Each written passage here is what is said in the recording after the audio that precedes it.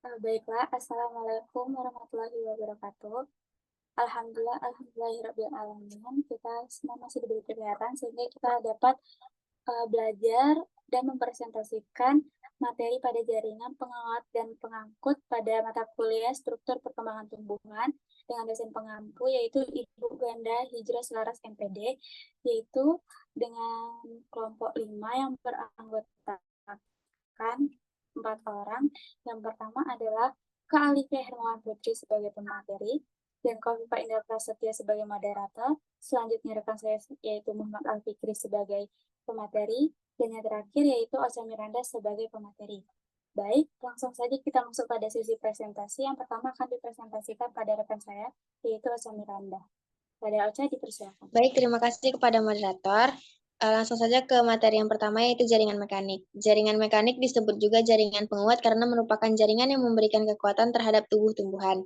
Hal ini dapat dilihat pada tumbuhan tingkat tinggi yang berbatang besar dan tinggi. Jaringan mekanik ini umumnya terdiri dari sel-sel yang berdinding tebal, mengandung lignin dan zat-zat lainnya serta memberikan sifat keras pada dinding sel. Berdasarkan bentuk dan sifatnya, jaringan mekanik dibedakan menjadi jaringan kolenkim dan sklerenkim. Next, moderator. Yang pertama itu ada jaringan kolenkim. Istilah kolenkim ini berasal dari bahasa Yunani yaitu kola yang artinya jernih. Nama ini memang berkaitan dengan sifat-sifat dari sel-selnya yang mempunyai dinding-dinding sel yang jernih, tampak putih mengkilat jika dilihat dengan menggunakan mikroskop.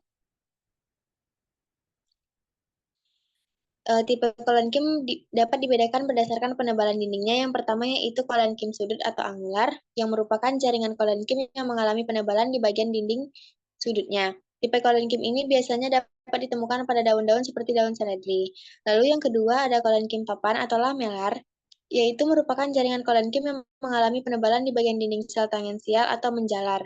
Kolenkim ini berfungsi sebagai penopang kekuatan lapisan luar struktur tanaman, contohnya ada pada batang atau daun tumbuhan. Next, moderator. Yang ketiga ada kolenkim tubular atau lakunar, yaitu jaringan kolenkim yang mengalami penebalan pada permukaan ruang antarsel. Jaringan ini menempati ruang pada tumbuhan yang kosong. Lalu yang terakhir ada kolenkim anular, yaitu jaringan kolenkim yang dinding selnya menebal secara merata. Kita bisa menemukan tipe kolenkim ini pada beberapa tumbuhan merambat seperti pada daun wortel. Next, moderator. Lalu yang kedua ada jaringan sklerenkim, yang merupakan jaringan penguat dengan dinding sekunder yang tebal, umumnya terdiri dari zat lignin dan sel-selnya bersifat kenyal. Pada umumnya, sel sklerenkim tidak lagi mengandung protoplas.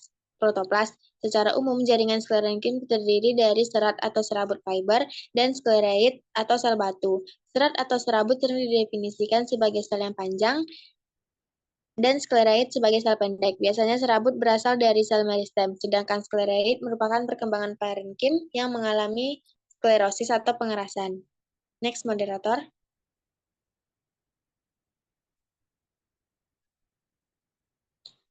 Yang pertama ada serat silem.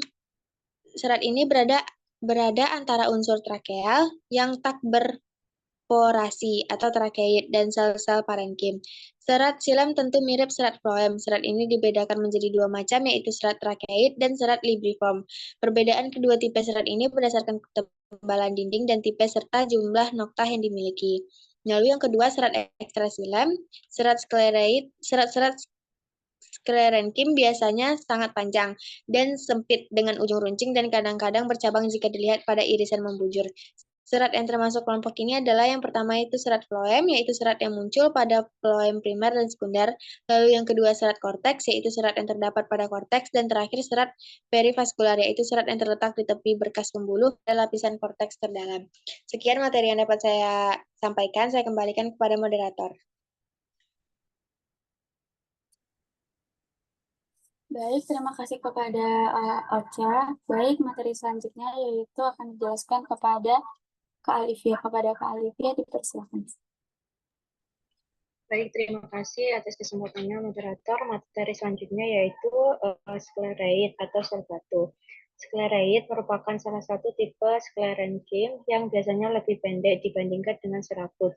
Skleroid terdapat dalam semua bagian tumbuhan seperti batang, daun, dalam buah, dan biji, serta ditemukan pada epidermis, jaringan dasar, dan jaringan pengangkut. Sel skleroid bisa dapat secara soliter sebagai ideoblas atau dalam kumpulan sel dengan jumlah yang besar. Berdasarkan bentuknya, skleroid dibedakan menjadi yang pertama adalah brachyskleroid yang merupakan skleroid yang memiliki bentuk seperti insang terdapat pada buah pir. Yang kedua adalah makroskleroid yang berbentuknya seperti tongkat.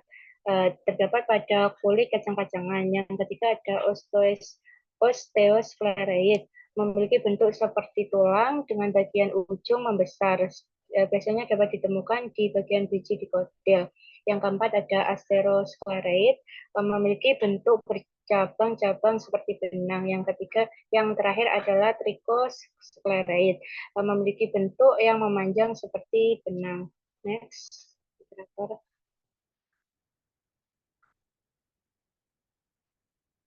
Nah, ini merupakan contoh gambar dari skleroid. Next. Selanjutnya ada silem. Ada dua unsur silem yang paling tinggi spesialisasinya dalam pengangkutan air dan zat-zat yang terlarut. Dikenal sebagai unsur pembuluh atau unsur trakeal, yaitu trakeid dan trakea atau vessel. Next. Trakeid. Trakeid dianggap merupakan unsur silem yang lebih primitif dibandingkan dengan trakea karena fosil dari tumbuhan Pteridophyta atau Gymnospermae dan Spermatophyta hanya mempunyai trakeid. Jadi trakea dianggap berasal dari trakeid. Trakeid merupakan sel yang ujungnya runcing dan tidak dapat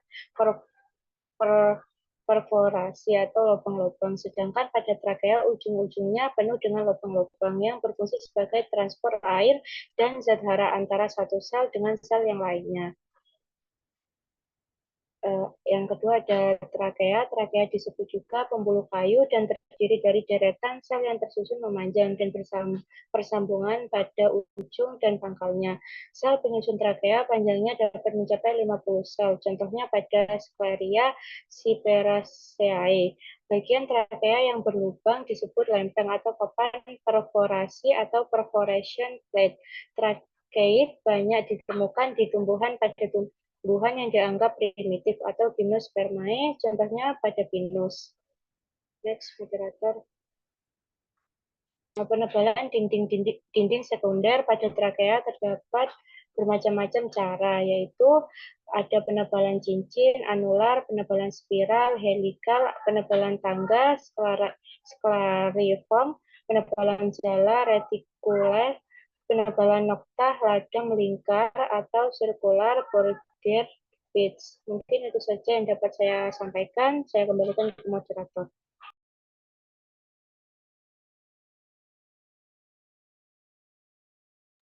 Terima kasih kepada rekan saya. Selanjutnya yaitu serat silam yang akan dijelaskan oleh saya sendiri. Baik, pada serat silam ini merupakan sel-sel yang panjang dengan dinding struktur yang umumnya itu memiliki lignin. Dinding sel bervariasi tebalnya, serta serat dan trakeid sangat melekat sehingga kulit sulit dipisahkan. Tetapi umumnya sel serat lebih panjang daripada trakeid karena ujungnya memiliki bentuk yang runcing dan termasuk sel-sel sewaktu memanjang. Serat silam dapat dibedakan menjadi dua, yaitu libiform dan trakeid. Pada yang libiform yaitu seratnya terdapat pada silam yang unsurnya terdiri dari trakea dan trakea serat ini terlihat jelas.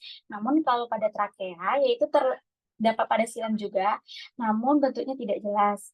Nah, perbedaan antara trakea pada silam yaitu yang sudah dijelaskan pada rekan saya tadi, yaitu pada bentuknya, yaitu pada tidak terperforasi, yaitu adanya bentuk penebalan cincin, bentuk penebalan spiral, tangga, jala, dan penebalan nokta ladang melingkar. Dapat dilihat yaitu perbedaannya pada dinding primer dan sekunder serta bentuk-bentuknya. Baik, selanjutnya yaitu pada parenkim xilem. Nah, sama halnya dengan parenkim lainnya, namun pada parenkim ini memiliki dua macam primer parenkim, yaitu yang pertama aksial dan radial. Jika di aksial, yaitu silem tegak sejajar dengan sumbu. Sedangkan kalau pada radial, yaitu bentuknya sel jari-jari sehingga diperoleh sel yang sumbu panjangnya mengikuti arah jari-jari organ. Disebut juga parenkim jari-jari empuler yang dapat berbentuk fusiform. Selanjutnya yaitu silem primer, yaitu mempunyai unsur yang sama dengan silem sekunder, yaitu trakea dan trakeid. Namun, serta serat parenkim. Namun, terdapat perbedaan karena semua sel tidak tersusun dalam sistem aksial dan radial karena tidak mempunyai jari-jari empuler pada batang, daun, dan bagian bunga. Terdapat silem primer serta floem tersusun dalam berkas pembuluh atau ikatan pembuluh. Pada akar, silem primer merupakan sumbu di tengah atas tersusun dalam berkas terpisah dengan floem. Mengandung unsur trakea dan parenkim dapat juga mengandung serat, yaitu dapat dibedakan yang pertama silem eksaka, yaitu protosilem di sebelah luar dibanding metasilem. Yang kedua, silem endarka, yaitu protosilem di sebelah dalam dibanding metasilem. Dan yang terakhir, silem mesarka, yaitu protosilem di akhir metasilem. Dari gambar kami perlihatkan yang mana bagian dari protosilem dan metasilem. Nah, selanjutnya silem sekunder, yaitu terjadinya silem sekunder, yaitu menyebabkan pertumbuhan bertambahnya besar tubuh tumbuhan akibat adanya kambium pembuluh. Kambium pembuluh yaitu menyebabkan terjadinya pertumbuhan silem sekunder yang disebut dengan kayu. Jika dilakukan pengamatan terhadap sepotong balok kayu di mikroskop, pasti tampak ada dua jenis sistem sel yang berbeda, yaitu aksial dan radial. Kalau yang sudah seperti yang dijelaskan, kalau aksial bentuknya memanjang, tegak lurus atau vertikal, dan terdapat sel-sel atau deretan yang sejajar dengan sumbu batang atau akar. Sedangkan radial bentuknya itu melintang, mendatar atau horizontal, dan terdapat sel atau deretan sel tegak lurus pada sumbu batang atau akar, disebut juga sistem jari empuler. Baik, untuk materi selanjutnya akan dilanjutkan kepada Muhammad Al-Fikri. Kepada Fikri dipersilahkan. Baik, terima kasih moderator. Materi selanjutnya yaitu tipe-tipe sel pada silem sekunder. Tipe-tipe sel pada silem sekunder yang pertama yaitu sistem aksial. Unsur trakeal terbagi menjadi dua, yaitu trakeid dan trakea. Fungsi utamanya yaitu pengangkut air. Yang kedua yaitu serat. Serat terbagi dua juga, yaitu serat trakeid dan serat libriform. Fungsi utamanya yaitu penguat, kadang-kadang penyimpan bahan makanan. Yang ketiga yaitu sel parenkim. Fungsi utamanya yaitu penyimpan cadangan makanan dan pengangkutan zat orgastik. Yang kedua itu sistem radial atau jari-jari empuler. Sel parenkim pada beberapa Coniferae terdapat terkait jari-jari empuler. Fungsi utamanya yaitu penyimpanan cadangan makanan dan pengangkutan zat orgastik. Selanjutnya, moderator. Materi selanjutnya yaitu floem. Floem berfungsi sebagai pengangkut dan mendistribusikan zat-zat makan hasil fotosintesis dari daun ke bagian tumbuhan yang lain. Floem dapat menentukan bagian tumbuhan yang mana yang perlu tumbuh cepat sebab hasil fotosintesis seperti gula yang dapat lebih banyak diangkut ke meristem, ke bakal daun, ke struktur reproduksi atau ke tempat penyimpanan cadangan makanan sesuai kebutuhan. Floem yang berasal dari perkembangan prokambium disebut floem primer, dan yang merupakan perkembangan dari kambium disebut floem sekunder. Selanjutnya,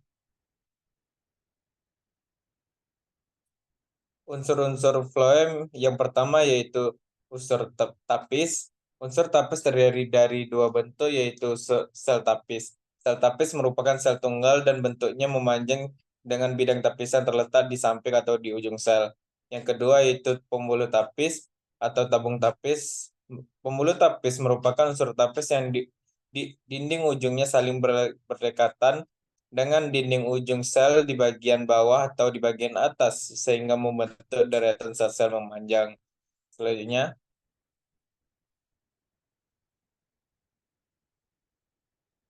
yang kedua yaitu sel pengiring. Sel pengiring disebut juga sel pengantar dengan adanya plasmodesmata.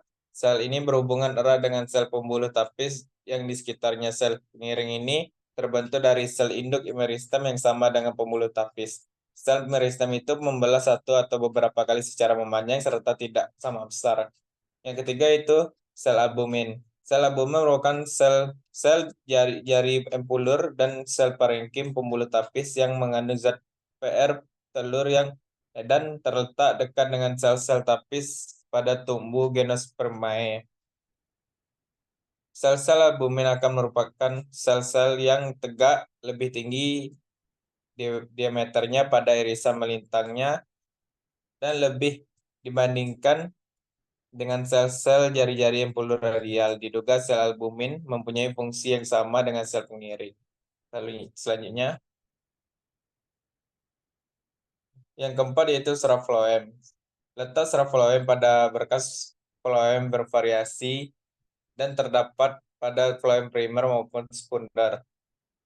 Pada floem primer, serat terdapat di bagian jaringan sebelah luar pada awal berkelompok. Kemudian dalam perkembangannya akan berhomogeni, sedangkan pada floem sekunder letak serat berbagai pola. Serat membentuk dinding sekunder setelah sel pertumbuhan memanjangnya. Yang kelima yaitu parenkim floem. Parenkim floem merupakan jaringan parenkim biasanya yang terletak pada bagian pembuluh tapis, merupakan sel hidup yang berfungsi sebagai tempat penyimpan zat-zat tepung, lemak, dan zat-zat lainnya. Jika kita melakukan pengirisan terhadap floem sekunder, didapatkan jaringan tersebut dengan dua cara, yaitu secara aksial atau vertikal yang disebut dengan parenkim floem dan secara radial atau horizontal yang disebut dengan parenkim jari-jari empulur. Parenkim aksial dapat berupa sel-sel yang terpisah merupakan berkas karena sebuah sel parenkim terbagi melintang berulang kali. Selanjutnya,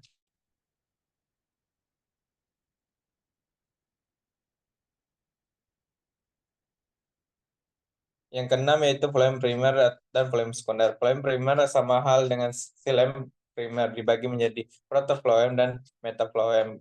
Protofloem satu dewasa di dalam bagian tumbuhan yang masih mempertumbuhkan memanjang, karena di pembuluh dalamnya merenggang dan secara kehilangan fungsinya. Sel tersebut hilang tertekan. Metafloem terdiferensiasi kepada tumbuhan yang tidak mengalami pertumbuhan seakan merupakan satu-satunya floem fungsional pada tumbuhan dewasa. Metafloem terdiri atas pembuluh tapis yang berdiameter lebih lebar dan berjumlah lebih banyak di protofloem. Yang ketujuh yaitu berkas pengangkut. Keberadaan xilem dan floem dalam jaringan selalu berpasang-pasangan atau berdekatan dan merupakan suatu berkas. Disebut juga dengan berkas pengangkut dan berkas pembuluh atau ikatan pembuluh. Pada pengamatan di bawah mikroskop, berkas pengangkut dapat dengan mudah dibedakan dengan jaringan parenkim di sekitarnya karena relatif kecil dan tanpa adanya ruang antar sel.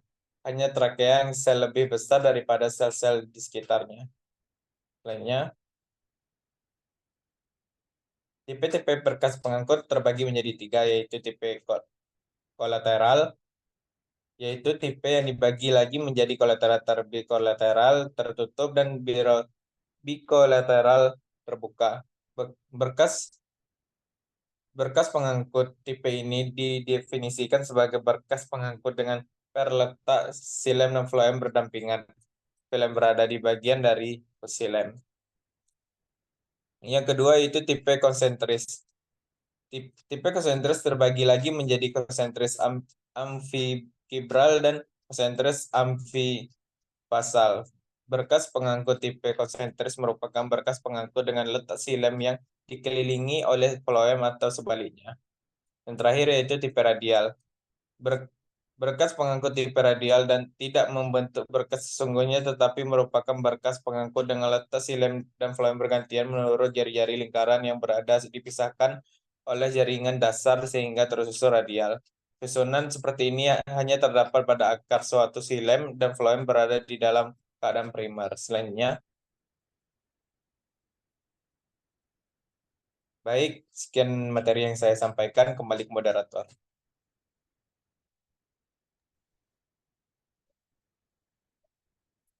Baik, terima kasih kepada semua rekan saya. Yang dapat kami sampaikan, lebih dan kurangnya kami mohon maaf. kami akhiri presentasi pada hari ini dan kami buka sesi pertanyaan jawab. Pada teman-teman bisa mengirimkan pertanyaannya. Baik, kami akhiri. Wassalamualaikum warahmatullahi wabarakatuh.